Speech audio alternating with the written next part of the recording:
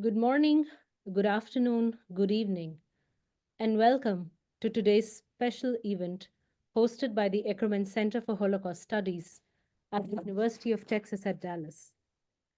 This 80th anniversary of the liberation of Auschwitz is more than just a milestone. It emphasizes the vital importance of Holocaust remembrance, honoring the memory of those who perished and pays tribute to survivors whose resilience illuminates humanity's capacity for justice and dignity. Today we have with us Dr. Alex Kor, who will share his powerful journey of preserving the legacy of his mother, Eva Kor, through the innovative use of holographic technology, thereby ensuring that Eva's story continues to educate and inspire future generations. Welcome, Alex, and over to you. Dr. Burza, thank you very much. Appreciate the opportunity. I want to thank the Ackerman Center and obviously the University of Texas at Dallas. Um, I would like to say good afternoon to everyone in Texas, and here I'm in Krakow, Poland, so it's evening. And I was, just as an aside, I was at the 80th anniversary of liberation today, and I'm happy at the end to answer any questions about that as well. So today we're going to have a conversation with my mother, Eva Kor, after July 4th, 2019. And just to give you a little background, I think it's important for the next maybe 10, 15 minutes to kind of, if you're not familiar with my mom and her story, I'd like to give a little bit of a bio. My mom was born in Transylvania, the region of Hungary, Romania, in a Alex, small, yes? um, the participants are saying they can't hear you, so can you be a bit loud? Yes, sorry about that. Is that better? Yeah. A little bit better. I'm sorry. My name's Alex Kor, and I'm going to continue here. So, my mother was born in Pennsylvania, the region of Hungary, Romania, a small village known as Ports, not far from Cluj. They were the only Jewish family, and my mom had two older sisters. And when my grandmother was pregnant a third time, my grandfather, named after him, was hoping for a boy. And initially, um, a girl was born, her name Miriam, and still hoping for a boy. The midwife says, "Well, don't wait, don't wait. There's another one coming right away." And sure enough, instead of a boy, my mom entered in this world, Eva. And this is the family tree, if you will. My grandfather Alexander, my grandmother Yafa, Edith and Elise, my mom's twin Miriam, and my mother Eva. And as I said earlier, they were the only Jewish family. And life was pretty normal for several years. And then when they were probably 1940, 41, things started to change gradually. Their teacher changed, and the teacher was more of a Nazi sympathizer. And my mom and my aunt remember a question: if you have 5 Jews and you kill 2 Jews, how many Jews are left? Um, they complained to their mother, and grandmother said, there's not much we can do about it. By 1944, March, as you can see, they were taken forcibly from their home to a ghetto by the Hungarian gendarme. And life in the ghetto, as you would anticipate, was difficult. Minimal food, minimal shelter, and they didn't know when and if and how they would survive. Um, at one point, they're put on a cattle cart. As I tell many audiences, especially younger audiences, they did not know where they were going. Nobody was telling them you're going to this place or that place. And so they got on the cattle car. 100 people in one cattle car. My grandfather Alexander was in charge of his cattle car. And through a little peephole, about every 8 or 9 hours, they would stop for refueling. The cattle car would stop. And through the little peephole, they were given a spritz of water for gold watches. This went on for 3 days. At the end of the third day, the cattle car starts slowing down somewhat prematurely. And as this happens, the cattle car stops, and they realized that they were somewhere terrible.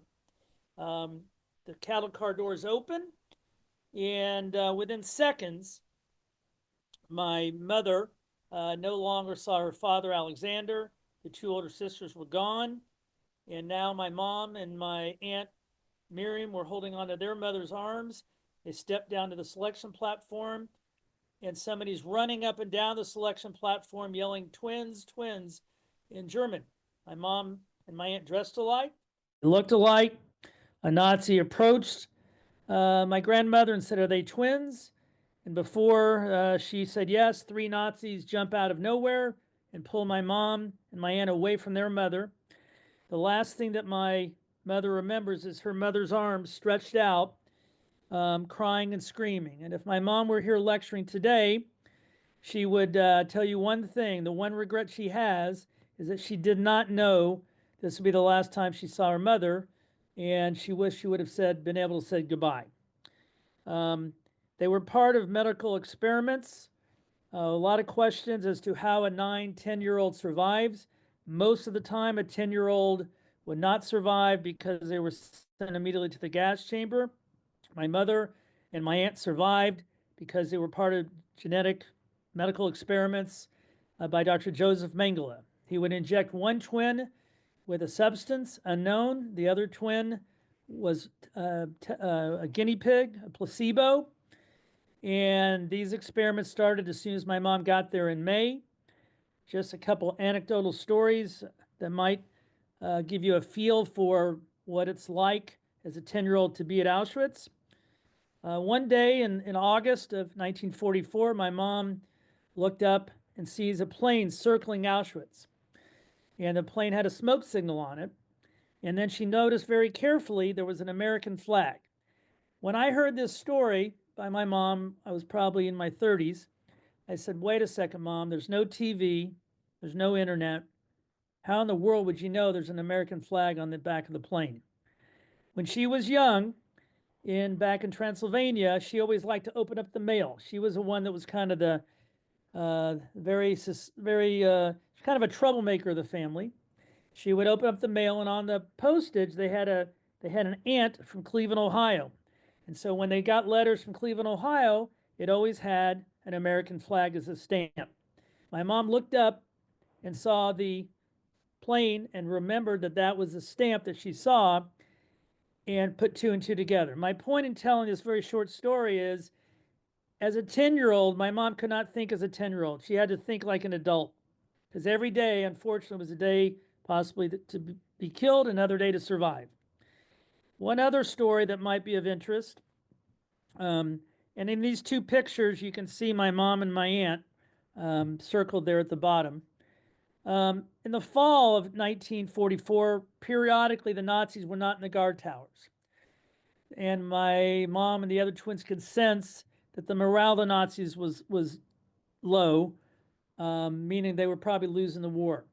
And so one day, my mom, with two other twins, went to the kitchen to organize food. Organized food meant steal food. And all of a sudden, they've got potatoes in their skirt, and they hear a Jeep pull up. The Jeep they weren't the good guys. Two Nazis jump out and start spraying bullets.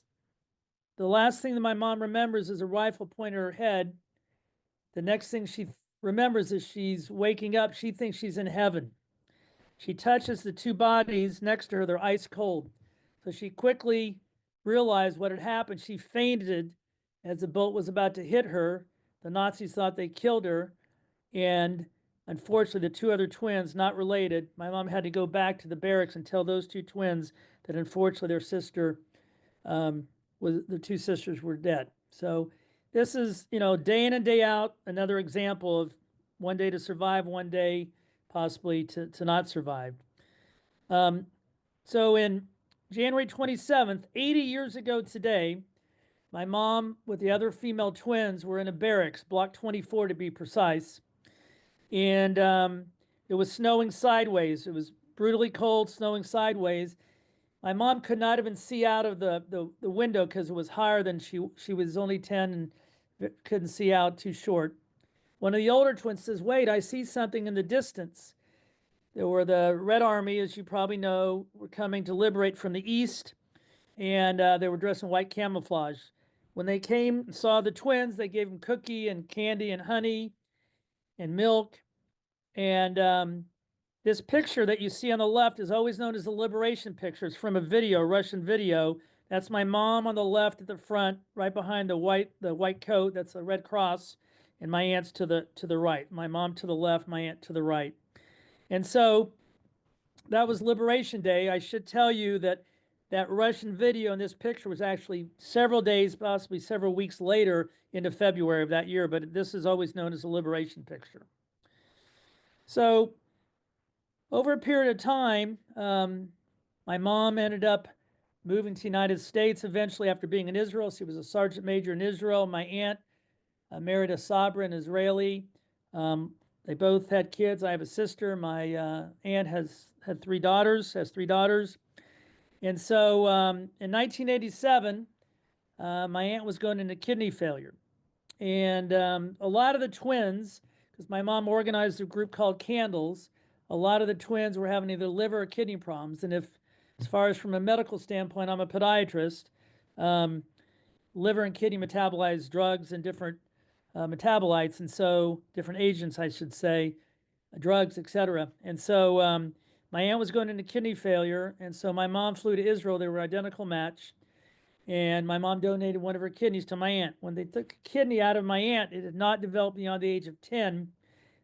That was when one of the experiments was done to my aunt, and so she received the kidney for 2 or 3 years in Israel, did fine, and then as you see on this slide, unfortunately, she passed away from urinary bladder cancer in 1993. The reason this story is important is that my mom was kind of searching for answers. And a couple months after my aunt passed away, my mom was really kind of trying to figure out a focus in her life. And she received this phone call. This is my mom's quote from Dr. John Mihalchik, who was a medical doctor from Boston. And he said, well, Eva, I know you like to lecture to doctors. Would you want to come to Boston for a medical ethics meeting? And my mom said, of course. And then, as this says, he also said, well, maybe you could find one of those Nazi doctors. And my mom, as some of you may know, had a good sense of humor, sometimes a little inappropriate. And she said, well, I'm not sure where I could find one of those guys, Dr. Mihalchik. The last time I looked, I don't think they were advertising the Yellow Pages. And so my mom thought about it. And one of the last projects that my mom and my aunt worked on was for a German television network. And in the final release of the documentary, there was a Nazi doctor who actually was cleared of all charges at Auschwitz. He refused to do selections. He was actually working in the Medical Hygiene Institute, but was considered an Auschwitz doctor, but had some leeway because he worked in the Hygiene Institute. He refused to do selections. And so my mom thought immediately, well, what she would like to do is see if Dr. Munch knew anything about the Mengele experiments, because she was going to try to help the other twins avoid the same predicament, the same fate as my aunt. And so a couple months later, my mom with a Dutch TV crew went to Dr. Munch's house in Germany. And as this slide says, my mom asked him, what do you know about the Mengele experiments? And he said, I don't know anything about the experiments. And then he kind of said under his breath, my problem is I have nightmares. And my mom said, wait a second, you have nightmares too? I thought we were the only ones with nightmares. And my mom said, why do you have nightmares? And he said, well, beyond, he helped save 20 some Jewish doctors. The other thing he said was typically, periodically, I would have to stand guard outside the gas chamber. And when the last body stopped moving, I would sign one death certificate. And he went on to describe in great detail the operation of the gas chamber. And my mom was a very quick thinker. And she said, Dr. Munch, this is again 1993, Dr. Munch, you know, so many people in the world say the Holocaust didn't occur, or they try to minimize what happened. What you just told me is so important for the world to know. Would you come with us to Auschwitz to document this at the 50th anniversary, 30 years ago today? And he said, of course I will. And so my mom came back to Terre Haute, Indiana, and I asked her, I didn't go on this trip, I asked her, How did it go? And she said, well, he doesn't know anything about the Mengele experiments, but he's going to come with us to Auschwitz for the 50th anniversary to document the Holocaust. She said, but I have a problem. I need to think of a way to thank him. How do you thank a Nazi doctor? My mom, believe it or not, went to a Hallmark store, a card shop, to look for a thank you card. Nothing seemed appropriate. My mom and dad didn't drink much alcohol. She went to a liquor store, and nothing seemed appropriate. So after months and months and months of thinking, and she wanted to do something appropriate. How could she, the Mengele twin, just scraping to survive? What would the highest honor she could pay another human being? Finally, she thought, well, I'll thank him. And the way I'm going to thank him is I'm going to forgive him for being a Nazi in my name only. Very important. I stress that, in my name only. And so she prepared a document, and this is an example of the document, and a copy of the document. And she wasn't sure. Her fifth language was English. And so she took the document to her English professor at Indiana State University and said, well, can you look this over? I want to make sure there's no grammatical mistakes. And Dr. Kaufman said, well, there's no mistakes, but I think you're forgiving the wrong guy. And my mom said, no, no, no. I want to thank Dr. Mooch because the way I'm going to thank him is I'm going to forgive him. That's the only person I have in mind. I want to give him a gift. So 30 years ago today, at the ruins of a gas chamber, my mom read this statement. You can see me behind my mom, and that's Dr. Munch. To my mom's right is Dr. Munch's son, who's also actually a physician in Germany.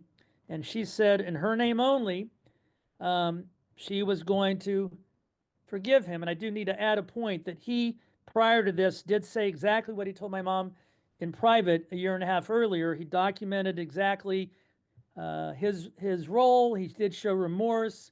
But one thing needs to be stressed, there was no deal made. He had no idea my mom was going to read this statement to him.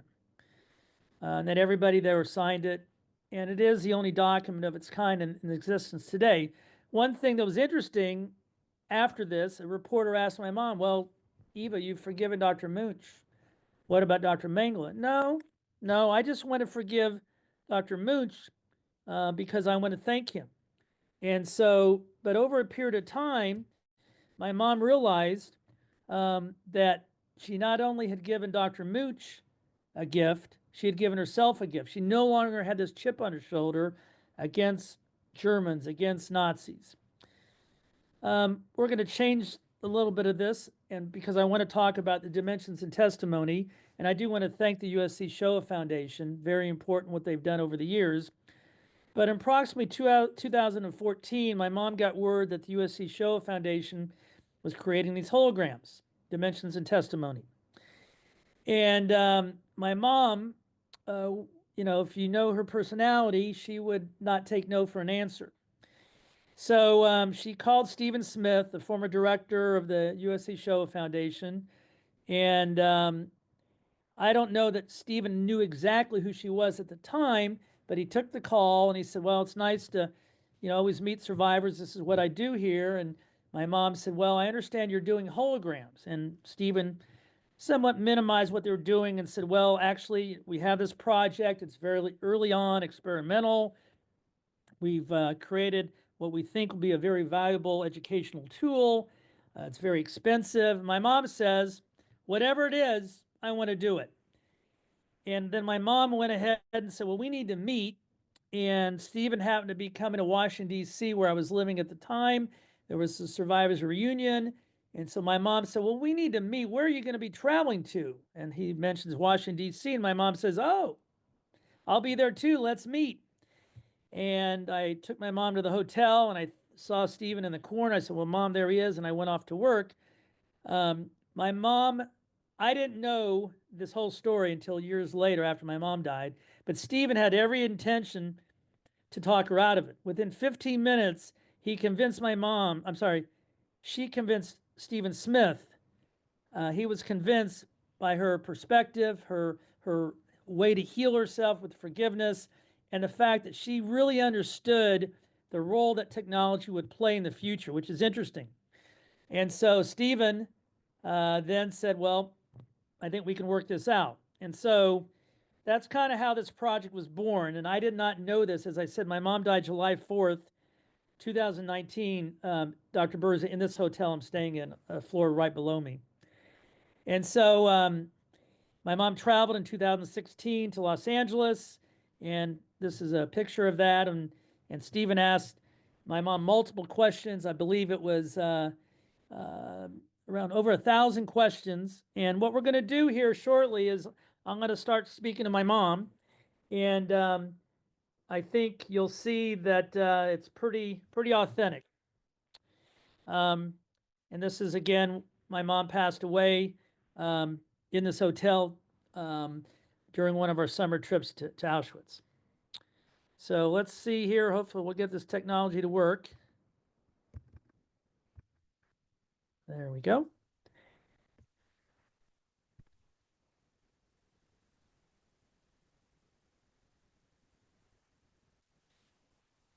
So Eva, good afternoon.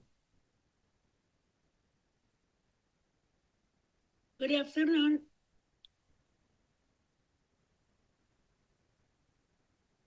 One second. Eva, how did life change after occupation? Very fast. After the Hungarians occupied our village, things changed. Among the first two things that I remember was that my father had to go every 2 weeks to the nearby village and present himself. It's like being on parole for being Jewish. And if he didn't go, then he was going to be arrested and taken away. The second thing, as school started in early fall, we realized that all the staff in the school, the teachers, the principal, and everybody else was all Hungarian. Up to the time, the school were Romanian. They even printed a new book in Hungarian that had the following math problem. If you have 5 Jews and you kill 3, how many are left? So these things became immediately very clear, evident, and scary. Eva, did your family try to escape your village?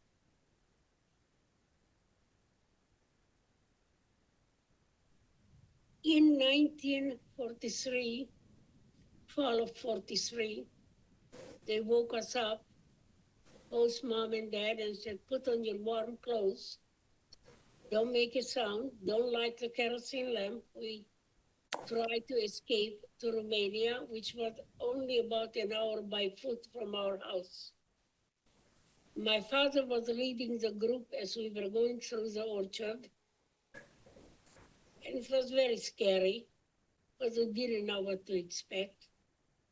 My mother was with the 4 girls were between mom and dad. As dad opened the gate, there was a gate that was a fence with a gate, and once we should have been able to go through the gate, we would have reached the railroad track. As my father opened the gate, 3 angry voices said, with guns, turn back, if not, we are going to shoot. We had no idea, absolutely no idea, that our house was guarded and surrounded by Nazis day and night. These were the young Hungarian Nazi helpers. But they took us back to the house, and we knew that there was no escape for us. No one could help us. The villagers would not be able to do so because we were very well known in the area. Eva, what happened on the selection platform?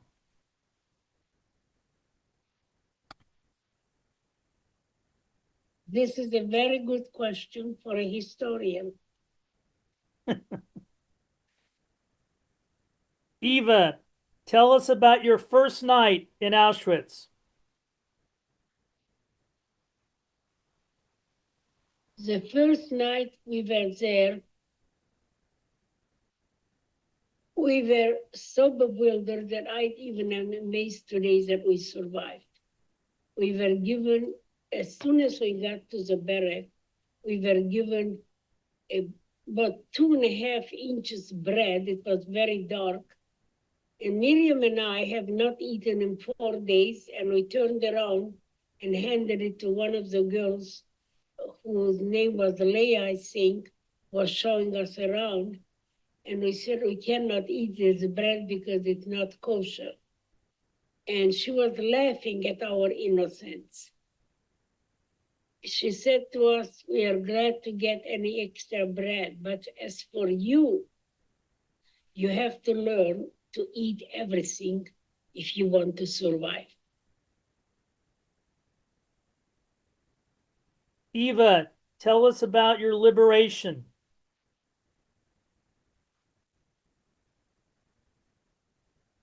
We were liberated on January 27 by the Soviet army, and I didn't even know who the Soviet army was.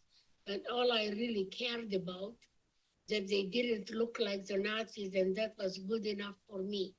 The camp, and I think many of the Nazi camps, as well as most of Germany, there was a lot of fighting, and for about from end of November until the end of January, so that all of December and all of January, about 60 days or so, there was continuous bombing, artillery, and it was very clear that this could not last forever, that someday soon that would end when we were liberated, and how it was that would happen, we didn't know. So for about 2 months, there was continuous battlefield sound. And one day we woke up on January 27, and it was quiet. It was very eerie to have such a quiet morning. We thought maybe this would be the day we would be free. But again, we did not know what that meant and how that would happen. So in the late afternoon of January 27, a woman ran into our barrack yelling at the top of her voice, "We are free! We are free!" Wonderful. What does it mean? We didn't quite know that that would be all that we would hear about it. And since Miriam and I were a little bit curious, we went outside to see what was going on outside. And this is when we saw people at a distance smiling from ear to ear. They didn't look like the Nazis. We ran up to them.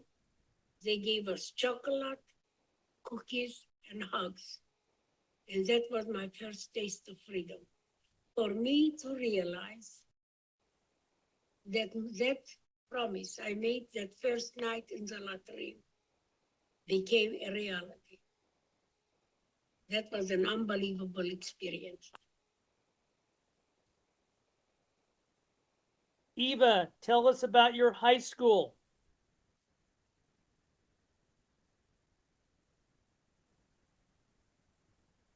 After the war, in October of 1945, we entered school and we went to high school in the big city where my aunt lived for 5 years. And we were just about ready to, at age 16, we were very advanced, ready to get our high school diploma. But because we got our visa, we were not willing to stick around. So we left Romania without a high school diploma. I arrived in Israel speaking no Hebrew. Now we had to learn Hebrew and learn about Jewish history, Jewish literature, language, and Bible. And Bible was the biggest problem. I had to learn 40 chapters by heart, which I couldn't possibly learn. And I flunked Bible 3 times. I could not get my high school diploma in Israel. And so I arrived in the United States after I married my husband without a high school diploma. I learned a lot of English. I learned English very fast. And one of the best ways, in addition to watching television, was that my children were growing up and they wanted me to read them fairy tales. And I love those fairy tales because I could understand the words. It was the level of my English knowledge. And I read them with great enthusiasm. And I continued to read with my children. And then one of my friends suggested that I knew enough English to get a high school diploma. And I needed a high school diploma because I wanted to be a realtor and I couldn't go to real estate school without it. So I applied for a test, a GED, and I passed it immediately, got my high school diploma. Now that I had a high school diploma, I wanted a college degree. So I decided to go to school, and actually a funny story, I took my first class, was Holocaust education, and I went up to the professor and I told him that I hoped I wasn't going to flunk his class because it would have been very embarrassing to survive the real thing and flunk his class. He didn't understand what I was saying, but that was the reason that I took Holocaust 101, because the academic world was very threatening to me, and I wanted something that I was familiar with. I went to college for 11 years and graduated in 1990 with a degree, Bachelor of Science. And I'm glad I did so, because I feel very proud to be able to accomplish it. So, Eva, have you forgiven the Nazis?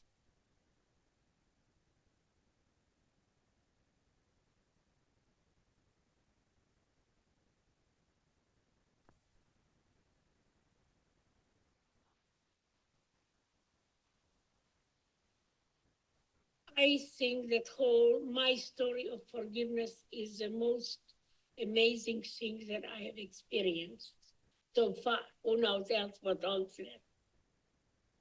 I didn't plan it. I had no intention of ever forgiving a Nazi. I was a pretty good victim. I was angry with the world. And of course, I had every reason to be angry with the world. Miriam died, and I couldn't go to her funeral. My family in Israel wouldn't wait for me. And it was just, things were happening one after the other.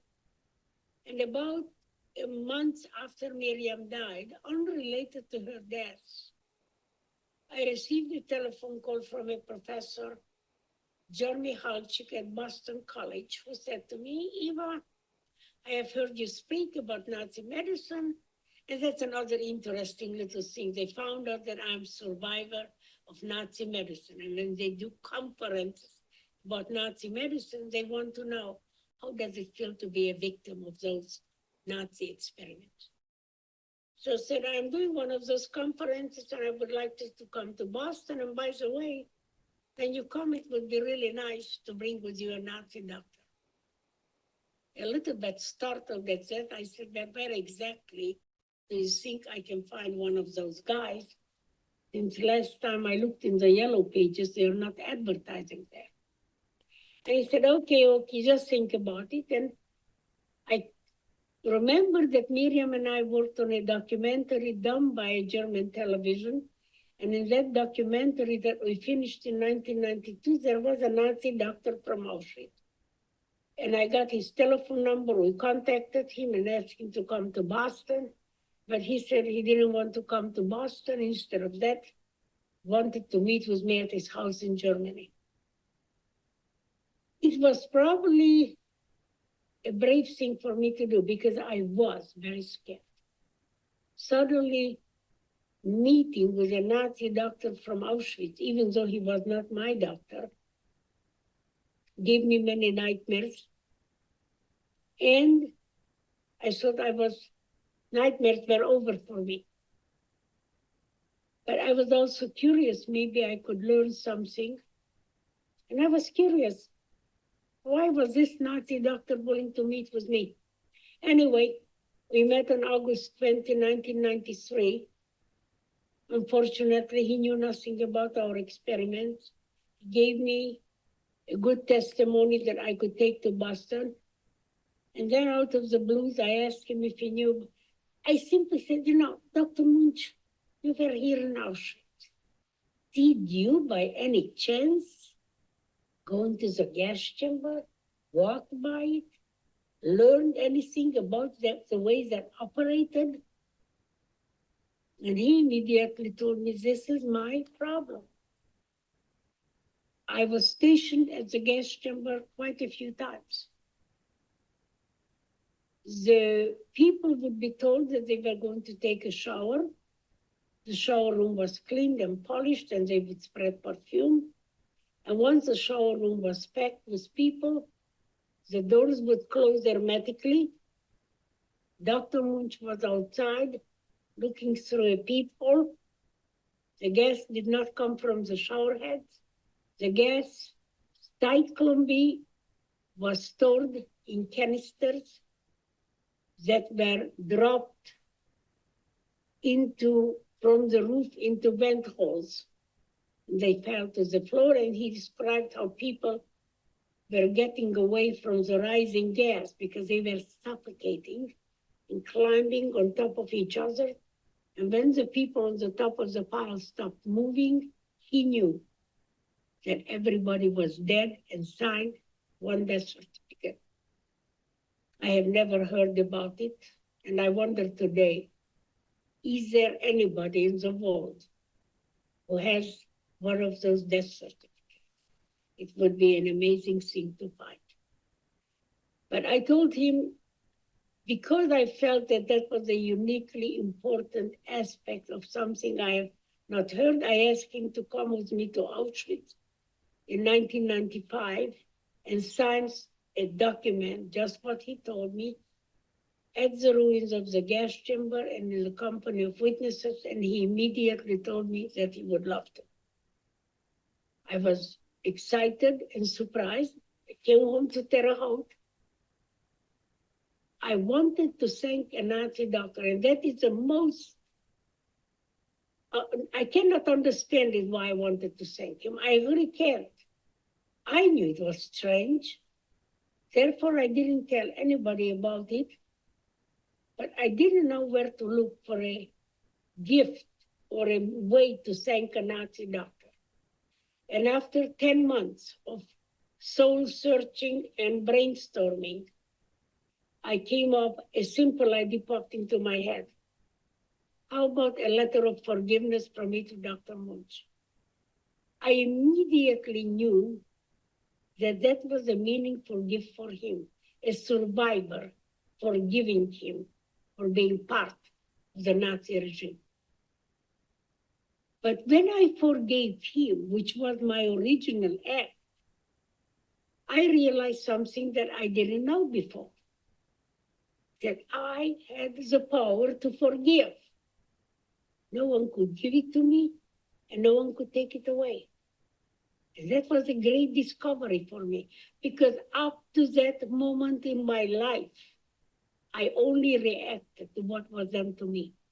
I did not know that I had any power over my past, present, or future. So I wrote my letter, and when I discovered that I had power over my life and began writing my letter, at the beginning, I forgave him without any reservation, and that was it. But when I discovered that it helped me, as it evolved, it turned into something else. It became an act of self-healing, self-liberation, and self-empowerment. And the self-empowerment even came first, because I realized that I had some power. All victims are hurt, are angry, and feel tremendous hopelessness and helplessness and powerlessness. And here I discovered that I had some powers that could change it. And that is the way we arrived in Auschwitz. And my document that you have already commented it, or some of you might have read it, it is on our website under education. I call it a declaration of amnesty. Because the declaration of amnesty, I was giving blank statement to everybody. I didn't want to deal that much with the issue with every single person. And I will explain that, which is important. Most survivors remember every single detail to its most painful point. I did not want to dwell on the pain. I wanted to rid myself of the pain. I wanted to be free from it. And therefore, I wanted to give an amnesty to everybody since I didn't want to deal with it. And it became something else, not what I started originally as a letter of forgiveness, Dr. Munch, as my gesture of thanks. Once I was able to sign that document, I immediately felt such freedom. I could almost feel like the wind was blowing into my face, the sun was shining, the flowers were blooming, and all the birds were chirping, forming an orchestra. It is the most exhilarating feeling I have ever felt. And it's available to anybody in the world. I like my solutions. They are free, everybody can afford it. And if you don't like the way you feel as a free, happy human being, you can go back to being a victim. No one will stop you. I cannot forgive for anybody, only in my own name and only for myself.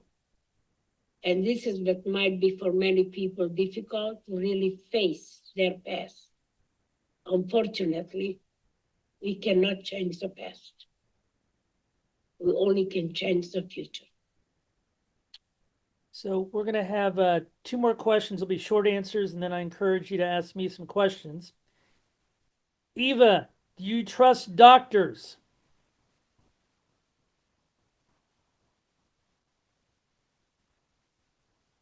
I am extremely naive, and I will die naive. I think that everybody is good, and I will give every person one chance. Don't cross me, because I won't give you a second chance, not me. But I refuse to live my life thinking that everybody wants to do something wrong. It's easier to live by trusting people with an eye on how things are going on. You cannot take advantage of me the second time, because I won't give you a chance the second time. Last question. Eva, what is your favorite song?